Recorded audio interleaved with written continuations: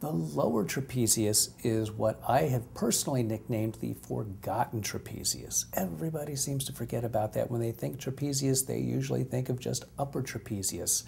It's incredibly important to learn to think in terms of the lower trapezius also. The reason for that, think about the attachments along the spine of the scapula from T6 all the way down to T12. These are diagonal type fibers, and about the angle of the inferior angle, that particular area, it refers pain up to the upper cervical area, the back of the neck, all the way out over the top of the shoulder. And this is a muscle that must be treated to relieve all of that extra area out there.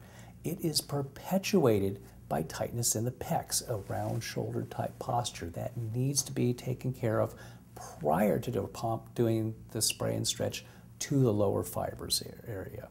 So really important aspects about that.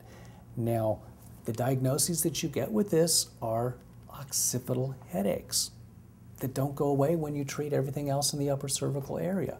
And the other thing that you might get is just the neck and shoulder pain. Again, people spend all the time treating locally and miss the referred pain piece of this.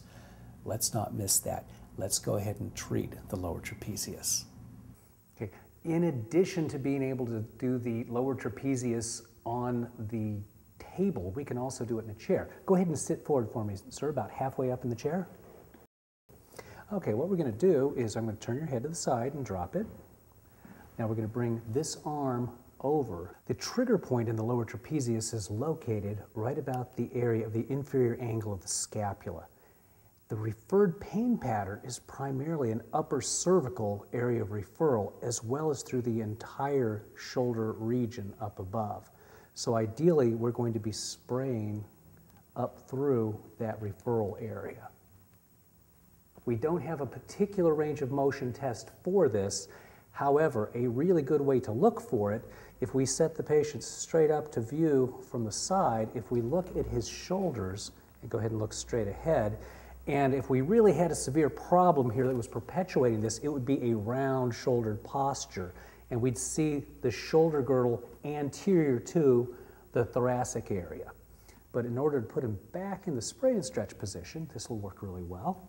We're going to be spraying at an angle, and we're going to go ahead and take a deep breath in through the nose, and then exhale. Here we go. Spraying right through the fibers and through the referral pattern. Deep breath in and exhale. Then to get these upper ones, I'm going to change my stance just a little bit, and I'm going to pull his shoulder around. Deep breath in and exhale. And I'm going to come right up to that upper area that's so important and bring him back in. Now, we've done this in a spray and stretch pattern, but what we need to be able to do now is to retrain the motion. This isn't a very difficult thing. All he needs to do is bring his arm around to the opposite side 3 times. I'm not as worried about re-stretching. Go ahead and bring that arm back and forth, because these tend to already be pulled forward by tight pectoralis muscles. So ideally, the best way to take care of a lower trapezius stretch-wise is actually to stretch out